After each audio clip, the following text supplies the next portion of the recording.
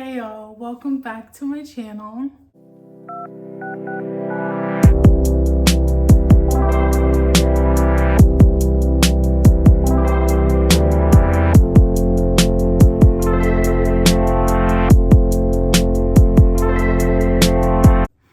As you can see, we are surrounded by books. That means we have a few different options.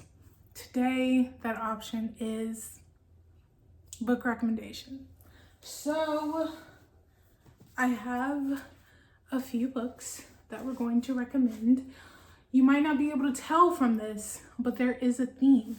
That said theme is Disney princess inspired retellings.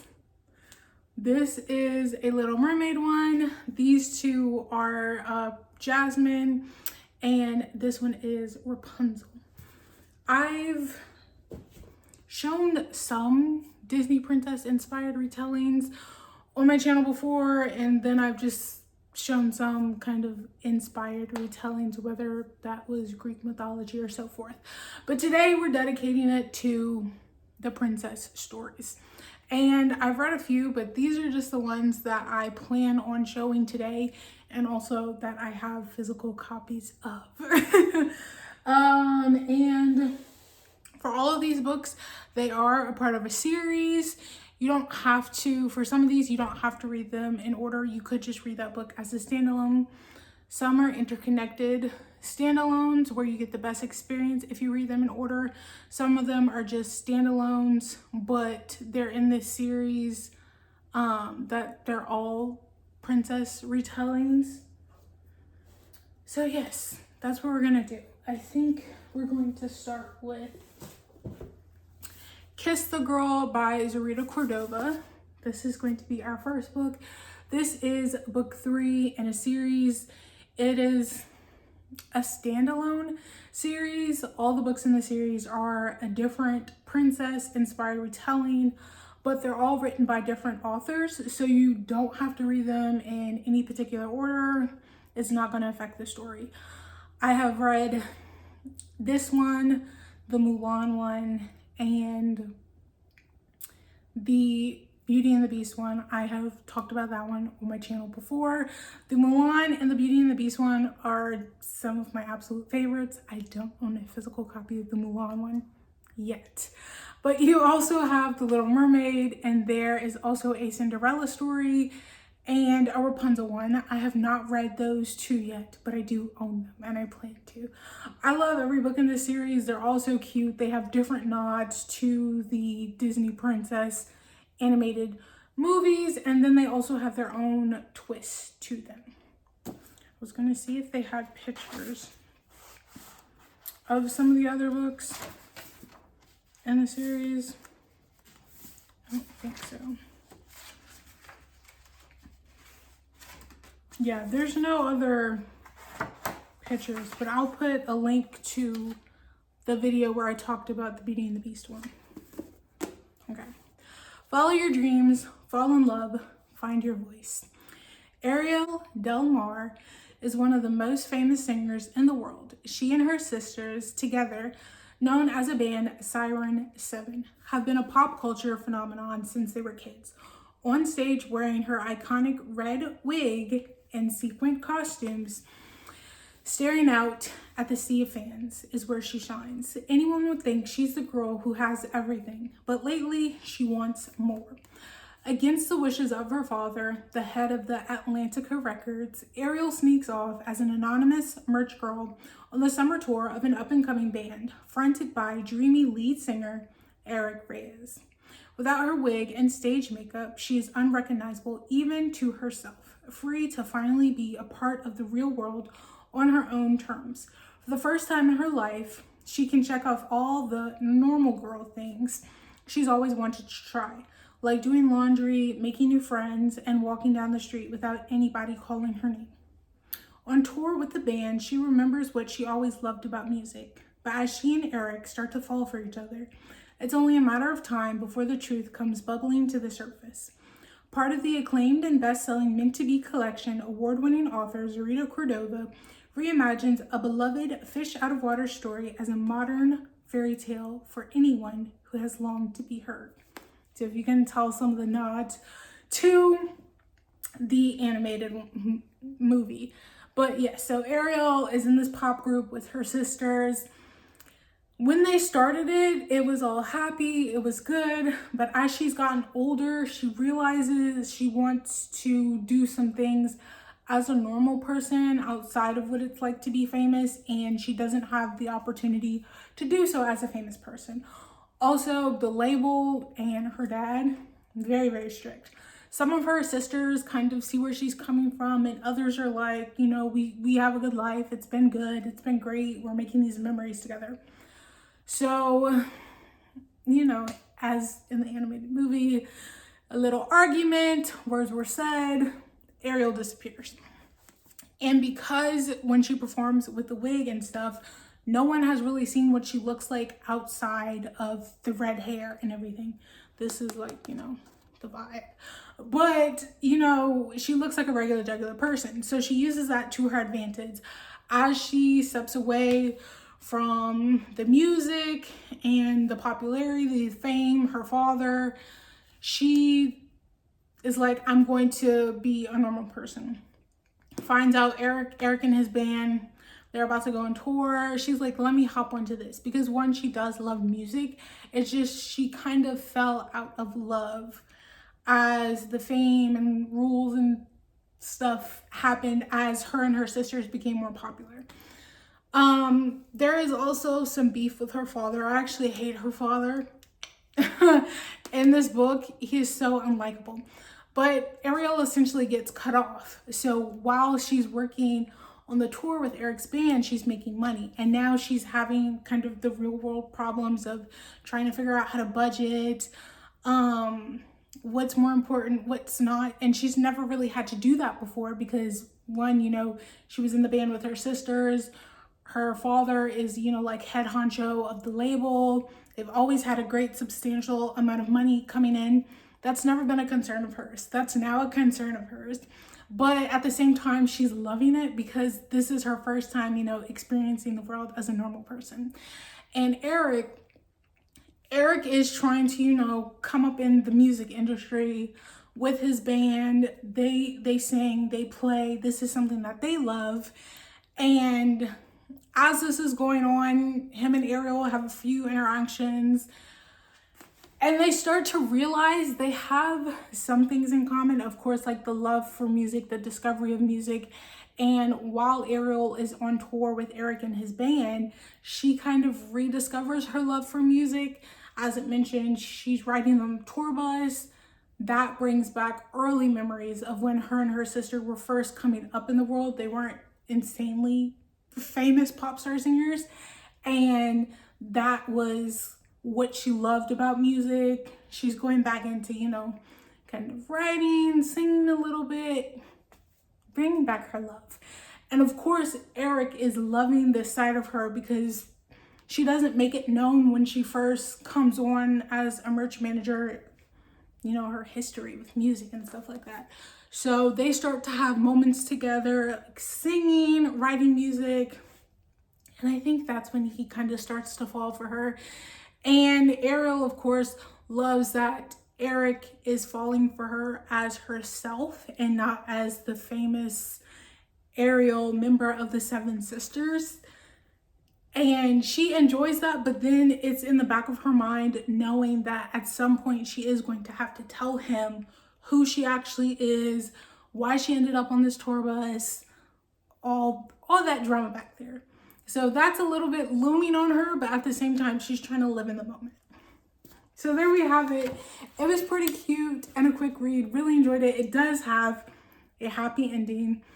There's like a little bit of, not so much a breakup or anything like that, but there's like a little moment of drama towards the end of the book, but that is quickly made up, finished. We get a happy ending. I loved it. It gets better. I would say I was kind of hooked from the start. I enjoy a good Little Mermaid retelling. So this is definitely a book for you. Again, it's a series. You don't have to read them all in order, but they all are pretty good. Moving on. Next, we're going to do Twisted by Emily McIntire. I feel like I talk about Emily McIntire all the time on my channel, but genuinely, I love her. She has a series, the Never After series. It is all dark fairy tale reimaginings. This one is a dark Princess Jasmine fairy tale reimagining where Jasmine and Jafar get together. Stay with me. It will make sense. It is an age gap romance as well, but it's all legal and consenting adults age gap romance. And then these are some of the other books in the series. I have talked about these two, I'm pretty sure, which these two are some of my favorites in the series.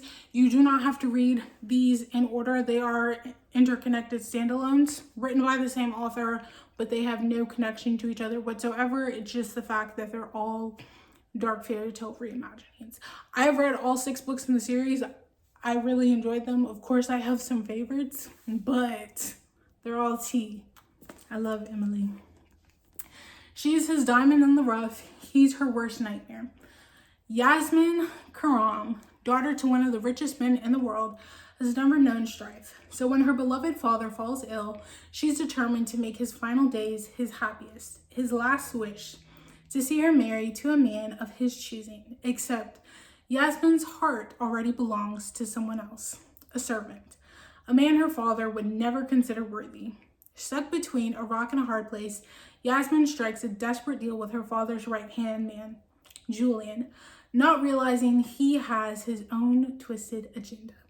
Julian Farsi has one goal: become the most powerful man in the world. He's built a future from broken bones and faded bruises, never caring who he hurt along the way.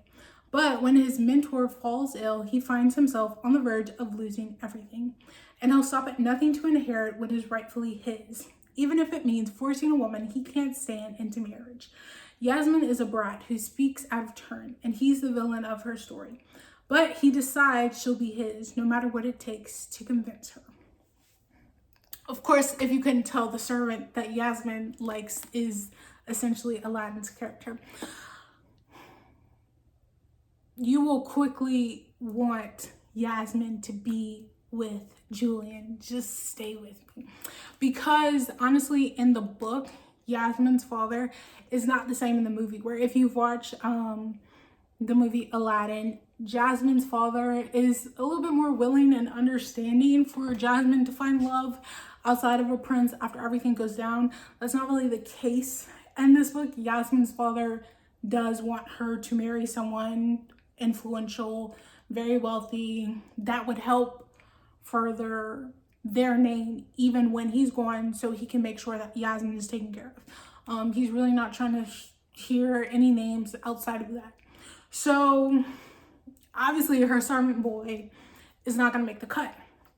Now Julian has been his right-hand man for a very long time. Essentially, he is like a father figure to Julian, but the relationship is a little weird. Because on one hand, it's like Julian has some respect for him, but at the same time, Julian feels like he's done a lot, so he should be in a position to inherit everything, but that's not the case. Yasmin's father wants her to inherit everything, but she has to marry someone, influential, wealthy, and so forth. But Julian feels like he has been by this man's side for an extensive amount of years. That should go to him. He's essentially his son. He should be handed down everything, and that's not the case. So are you picking up what I'm putting down? Julian's plan is then, in order to get what he's owed, he feels the best course of action is to force Jasmine into this marriage, which is going to benefit him because he's going to get everything he feels he's owed. And then it's going to benefit Yasmin in a way because she's marrying someone influential. She's going to appease her father on his deathbed. My girl Yasmin's not with it from the jump because for a little while she still feels like her and this servant boy, they're going to be together forever. It's going to be happy. So she's not on board with Julian's idea. She low-key despises him. It's giving enemies to lovers. but it's so good. It's the enemies to lovers is so good. So yeah, at first Yasmin's not trying to hear what he has to say. Obviously, as time goes on, she kind of starts to realize this could work, this could be something, but she's still holding on a little bit to the future she felt she could have with the servant. But that's not all that's cracked up to be. And so Julian starts to do things here and there, sprinkle a little bit over there to kind of push Yasmin into this marriage, because he is not letting this opportunity for him to inherit everything go to waste. So Yasmin's getting on board whether she wants to or not.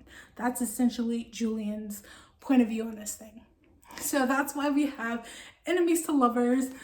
Kind of thick, not too much. I personally think it was a quick read because I loved it. I just wanted to know what was going to happen, how things were going to go down. And I promise you, Julian's character he's a good guy. He just has a lot going on, and you will learn about his past and how he kind of ended up where he was and why he's in this position. And also Yasmin has growth, because if you've seen the movies, you know, she is kind of spoken out, but I feel like by the end of the movie Aladdin, Jasmine has grown to where the start, she was low-key going with her father's plan, even though she didn't have a choice, because he kept bringing in these suitors for her, even though she was like, I'm not trying to be with nobody. He kept bringing in suitors. So I feel like Yasmin's character in this book grows from where she started to how she ends. There we go. Again, read the series. It's good. It's really good. Okay. Next we have Desperate Measures by Katee Robert. This is another Princess Jasmine retelling. Obviously, if you can't tell, she does end up with Jafar in this one as well. I promise it makes sense. So Katee Roberts is another author who did a Disney princess dark reimagining fairy tale vibe where the villains will end up with the princesses, but with some of them it is the original prince, but there's still a little bit of a darker undertone to them. But I love me some Katee Roberts to begin with, so I was very excited to read this one. And this is the start of a series. You can read them like out of order, but for the best experience, you should read them in order, because other couples get mentioned throughout the books. It's not spoiling too much, but like there might be some things said that you wouldn't understand if you haven't read that couple's book. Once upon a time, I was a sheltered princess. Now he owns me, body and soul. One night, and my entire life went up into flames, all because of him, Jafar. As my world burned around me, he offered me a choice: walk away with nothing but my freedom, or rise to his challenge and win my fortune back. I bargained, I lost. Now Jafar owns me, and even as my mind rails against him, my body loves the delicious punishments he deals out. It's almost enough to believe he cares, but a gilded cage is still a prison, and I'll do anything to obtain my freedom, even betray the man who captured my heart. So, also before, let me just look at this art. Cute. So with this one, it's of course enemies to lovers again, but I feel like even though this book is quicker and shorter than the other Princess Jasmine retelling that I just showed, Jasmine felt a little bit more hesitant this time around. So of course she ends up in a position where she has to make a bargain with Jafar. She of course does not win said bargain. So now he essentially owns her. And as she kind of goes into this bargain, her main goal is to essentially get back her wealth. There's a whole thing on how she loses her wealth. You have to kind of read that. And to get back her wealth, you know, Jafar is public enemy number one. She doesn't like him, but she kind of needs him to get the money back. So she's doing what she has to get the money back. While all of this is going on, she despises him. She literally hates this man. I think from the jump, Jafar had underlying feelings for Jasmine, but he viewed her as a spoiled brat. But that's not necessarily who she really was. That's just how she came off to people, and other people just have like preconceived notions. So, you know, sometimes when people have those preconceived notions, you just play off of what the other people feel, but that's not really who you are. So that's essentially how it was for her. She wasn't really a spoiled princess, but a lot of people excuse me, a lot of people saw her that way. And she was kind of like, why should everyone have the right to know who I really am anyway, if a lot of these people aren't really trying to get to know me for me? So Jafar was one of those people that thought she was a spoiled princess, but I think he also liked her, but he couldn't get past that until, of course, the bargain, and then he owned her, and that's when things really started to kick off. Jafar was trying to use that to his advantage, and again, Jasmine is just playing the game only to get back her inheritance. But as she's playing the game, some things start to feel a little bit real, and she can't really tell where Jafar is. And at the end of the day, he did put her in this cage. Like, you know, it's a gilded cage, but it's still a cage. Like, she wants to be free, and she feels like she can't be free with Jafar, and she doesn't really know where his head is at. Like, why is he really doing all this? So it's a little, their relationship is a little bit trickier, but it's still good, and we still have character development by the end of the book. I promise, once again, you'll like Jafar. It's just gonna take some time. And Jasmine's character, she had some annoying moments, but she does grow from them. So we love to see it. We love to see it. So that's another one. Coming up on my last recommendation for this video is Princess of Souls by Alexandra Christo. So my Rapunzel retelling. It's also signed. I feel like I haven't read that many Rapunzel retellings, or maybe there just aren't as many as I thought. Like, we should tap into that more. But Tangled, I really enjoyed that movie. I love the story. Also, depending on like the different versions you've seen, there are different versions of how the story goes. I love this one. This author also wrote To Kill a Kingdom, which is a Little Mermaid inspired retelling, and it's so good. This book is set in the same world. Obviously, for optimal reading experience, read that one first and then read this one. It's only the 2 books in the series. Okay. There are many who believe they can cheat death. When they fail, I take their souls. Every single one. Celestia is heir to a powerful magic, locked away in a tower by a cruel king. Her destiny is to foretell death and harvest doomed souls to feed his immortality. Nox is a soldier who has spent years plotting vengeance on the crown. Now he's determined to steal the king's immortality and kill the entirety of his court, starting with Celestia. But when Celestia and Nox's future become intertwined and death seeks both their souls, they're forced to put their trust into each other. Can they work together to escape their dark fate? A brand new adventure in the breathtaking fantasy world of TikTok sensation To Kill a Kingdom. I wouldn't say this is enemies to lovers. I would say more so dislike to lovers, because Nox has this preconceived notion of Celestia and how she's kind of working for this king, when that's obviously not the truth. Homegirl is being held against her will to do this. Like the story, Rapunzel was locked in a tower. Her hair was used to keep Mother Gothel young. She didn't really know any better. That's what has happened with Celestia. So she only knows so much. She's being locked in this tower. She knows that she's keeping this king essentially young with this immortality, but she doesn't really know too much outside of it. Of course, she wants to go outside the walls, explore, but she doesn't know how to do that.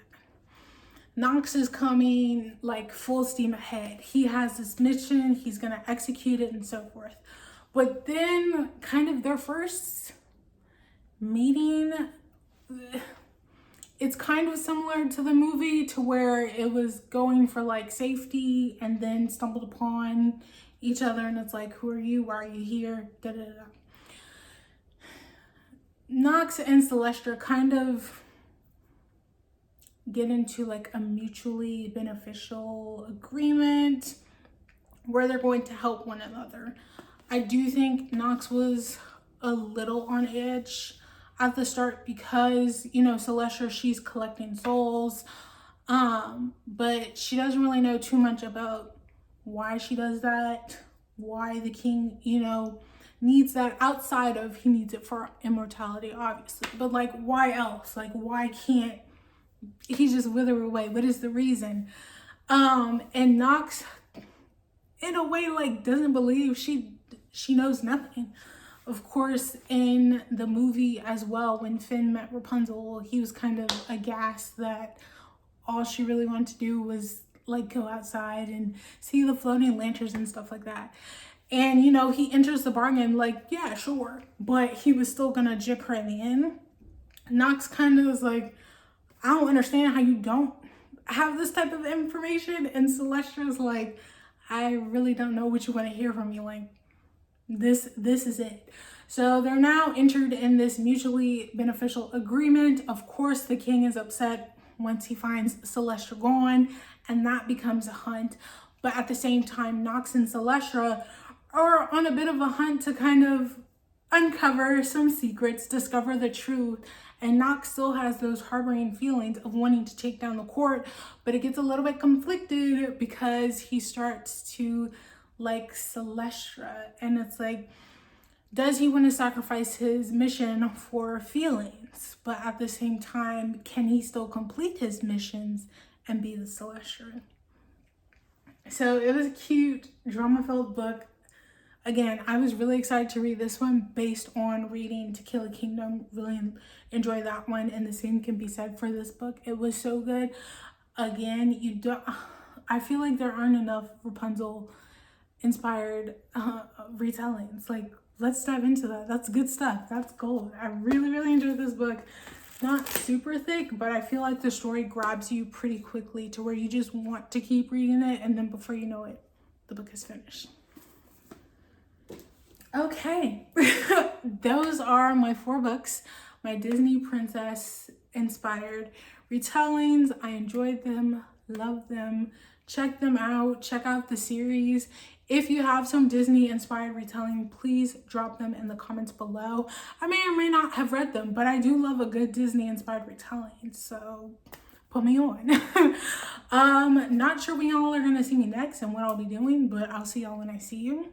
If you enjoyed this video, please give it a thumbs up. If you'd like to see more, please hit the subscribe button down below. Peace and blessings, my loves.